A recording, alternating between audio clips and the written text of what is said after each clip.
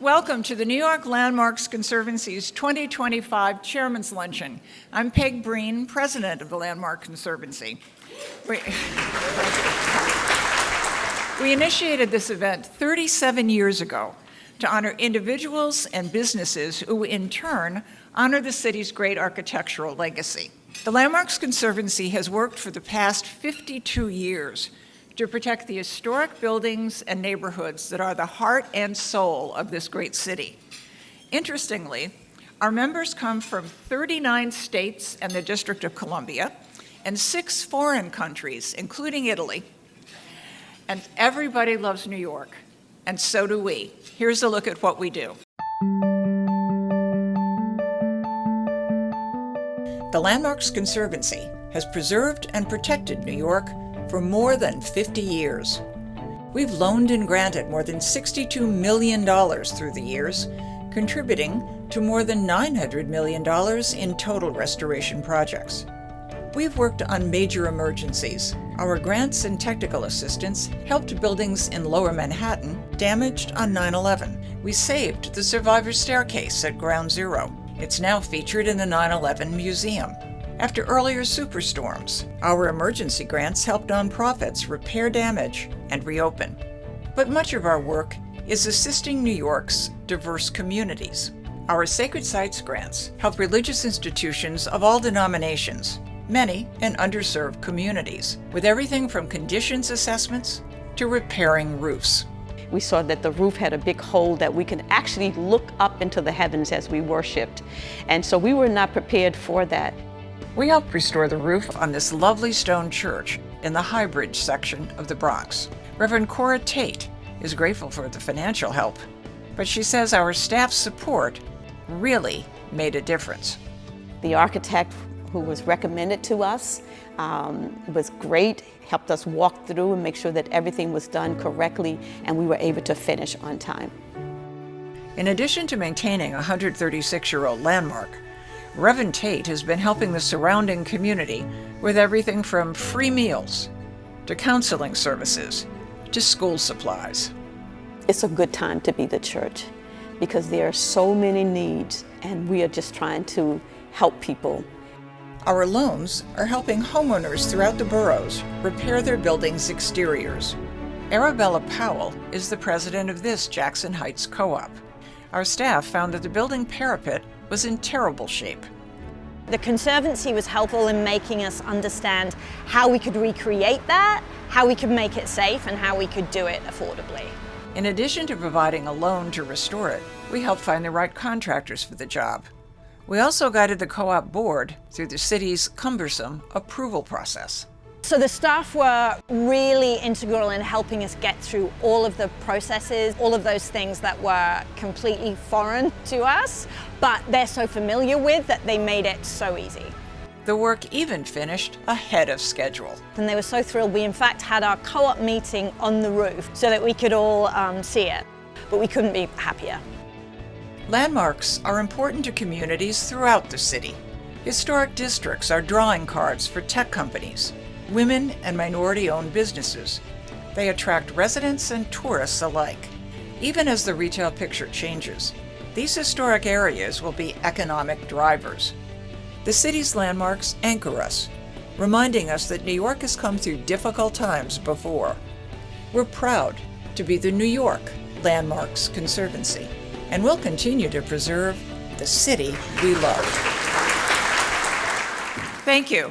And now, because it's the Chairman's Luncheon, please welcome the Landmarks Conservancy's chairman and former chairman's honoree, Lloyd Zuckerberg. Good afternoon. Thank you, Peg. This year is the 60th anniversary of the city's groundbreaking landmarks law. There is a lot to celebrate, a lot of accomplishment. We're here today to toast honorees who've contributed to the preservation of historic buildings and institutions, and even of the city itself. The Conservancy's mission is to promote preservation, not to prevent development. I always say, development is not a four-letter word, but neither is preservation. If you look around New York, you will see how compatible preservation and growth truly are, and that is in part due to our advocacy, our technical support for owners of landmark buildings, and our extensive grants programs. We often work with developers to ensure that new buildings enhance the character of the communities in which they are building. There have always been critics who claim preservation is anti-development. The latest argument is that historic districts are an obstacle to the creation of affordable housing. But historic districts only cover 5% of the city. These districts serve diverse communities, they contain already affordable homes in many cases, and they have old buildings suitable often for conversion to residential use. The city's Landmarks Commission routinely approves new development in these areas, many of which were formed by people who live in them, often in mixed-income communities. Preservation is not the enemy. Preservation is a valuable partner in the growth and success of New York City. I am grateful for your commitment to our invaluable work. I welcome those of you who are here and being exposed to our work for the first time, and I thank you for being here to celebrate our very worthy honorees. It's time to meet our honorees. And before we meet them in person, we're going to see them individually on screen. So we'll begin with Stanley Schuman and the tape. I came to New York with $1,000 in my pocket. There were things that really interested me about learning about the city. I was very interested in childcare, racial issues, education. Stanley Schuman's interest in New York issues continued as he thrived in the financial world. That led to an invitation from then-Governor Hugh Carey to help during the 1970s fiscal crisis. He joined the Emergency Financial Control Board. Governor Hugh Carey of New York told Congress today that default by New York City would be an economic Pearl Harbor. And we really had supermario authority in the fact that we had to approve of all labor contracts, all large production contracts.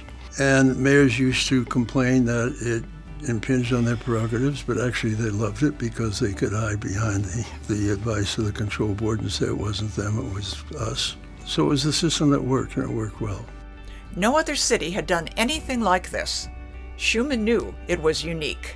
I think there are any number of major corporations that are headquartered in the city that would make the decision to move out the moment you went into default. We had no choice because that was the price we had to pay for the government guarantee of the bonds, and it was very simple. We couldn't go bankrupt. Schuman devoted 19 years to the control board. He answered the call to public service again after 9/11, accepting a post on the Lower Manhattan Development Corporation. I spend my life problem solving, which I enjoy, and that was a critical problem because there was a great deal of controversy as to what should be done to rebuild it, as you know, and who should be there and who should not be there. And the governor was involved in some censorship with respect to who should be there and who shouldn't, so it was quite controversial, which is always interesting. He also served on an international advisory board for President Clinton and got to spend a night in a White House guest room. Bill came in around midnight with 4 cans of Diet Coke, and we talked till 5 in the morning, and it was really quite an extraordinary evening. And those opportunities don't come up often from a small-time kid coming to New York. Schuman understands the current fiscal difficulties of the city and state. He does not think the city will bounce back automatically. Certainly the talent is here to do it, but it needs leadership to pull them together, and I don't see that leadership yet. Schuman has also devoted himself to Carnegie Hall and a number of other cultural and educational causes, all a part of preserving the city in general. I think preserving neighborhoods and structures are very important because it's part of our historical heritage, and how do you learn if you don't see what the past brought to the future? Being involved in the examination of that succession is really very interesting and very vital to the city. Please welcome Stan Schuman. Hello everybody, thanks for coming, and Peg, thanks for that lovely introduction. I'm very happy to be here. I was very fortunate to come to New York for a year in 1961, and it's now been 64 years here.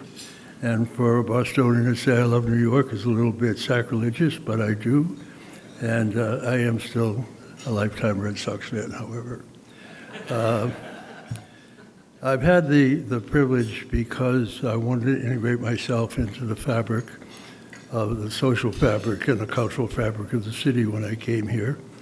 And I was fortunate enough to have several opportunities to do that, and became involved, as Peg said, with Carnegie Hall, and astonishingly enough, with Jim Wolfenson and Isaac Stern at the time.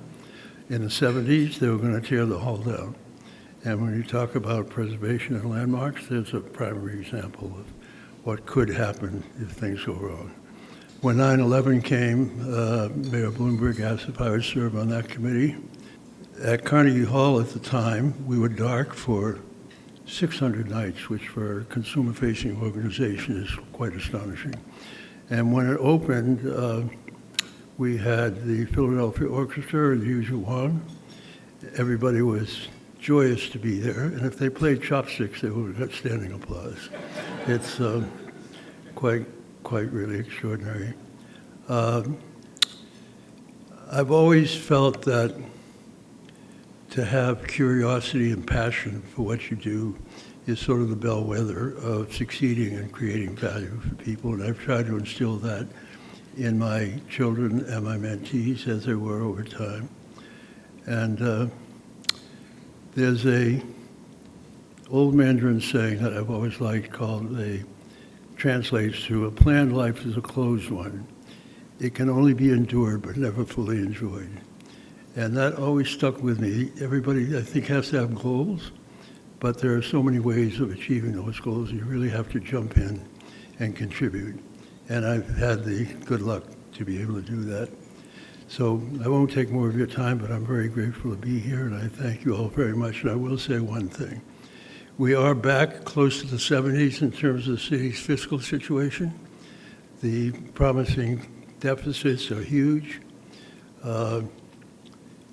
In the 70s, attrition was a large part of the success of bringing the city back. That will not work today. The headcount is so far aligned that there are going to be substantial layoffs. And in today's environment, that's going to be a real problem in the city. So people ought to be very careful about who they choose as their leadership. It is a very important time, and we should all jump in and participate. So thank you very much for this honor. And I appreciate it. Now we welcome the next honoree, West New York Restoration.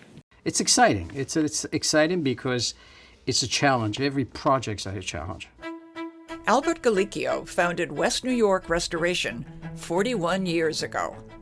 His office is filled with pictures of residential, institutional, and religious buildings his firm helped preserve throughout the city.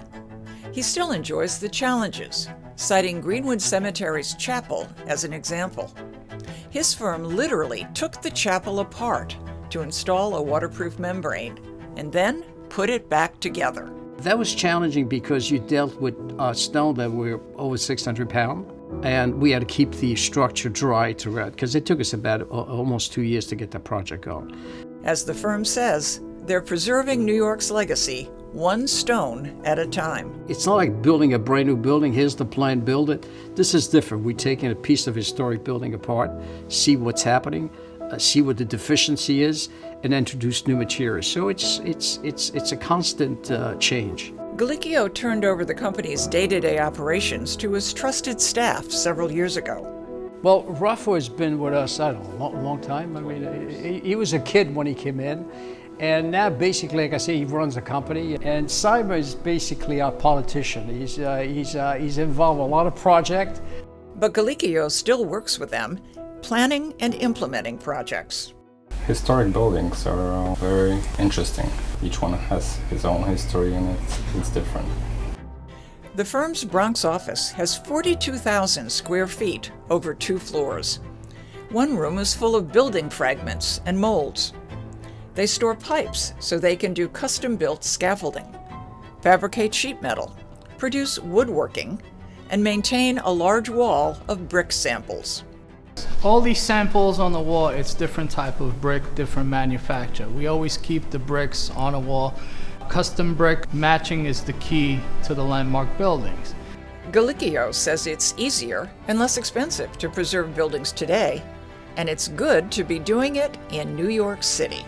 The best thing in New York is just to be in New York. New York is unique. I mean, I've been places in Europe. I think New York, you can't beat New York. It's just beautiful. Please welcome Albert Galicchio. I am grateful to the Landmark Conservancy for this award.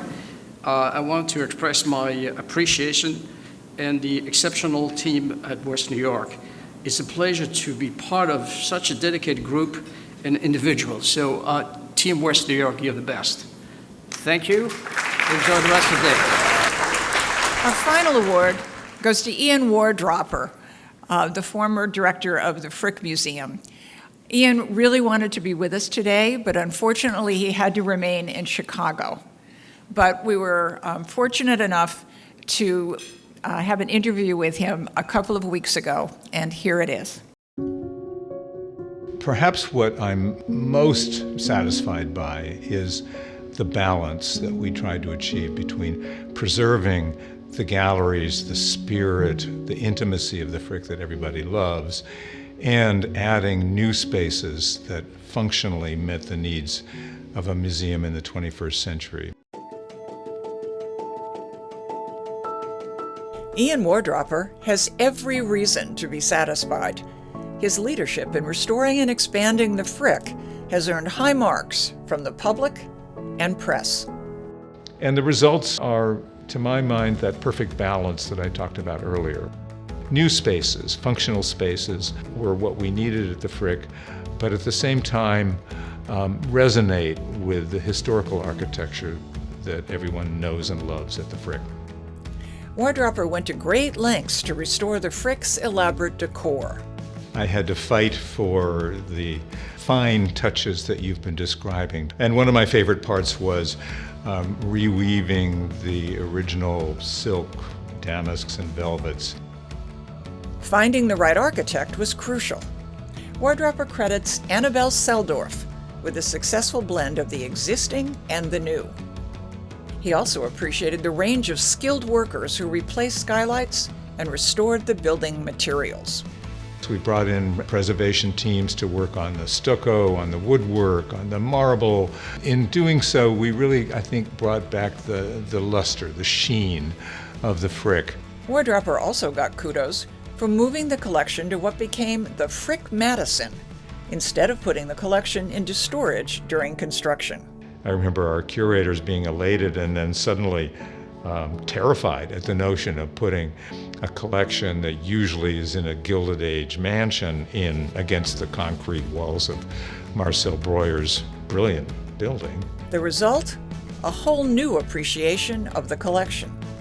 The curators also created an international hit during COVID, Cocktails with a Curator. Welcome to this last episode of Cocktails with a Curator. All because they missed talking to each other about art. Returning to the mansion was always the goal. Wardropper says the Frick marries great art with a great building made to display it. New York City needs smaller, more intimate museums, and that's where I think the Frick falls into place. It's kind of an antidote to the giant museums of the city. It's a place which you can discover and feel that it's your own. Wardropper said going through the city's landmarks approval process made him appreciate how important it is to reach out to elected officials and the public. I came away really with a real appreciation of how important that process is and of saving things that really need to be saved.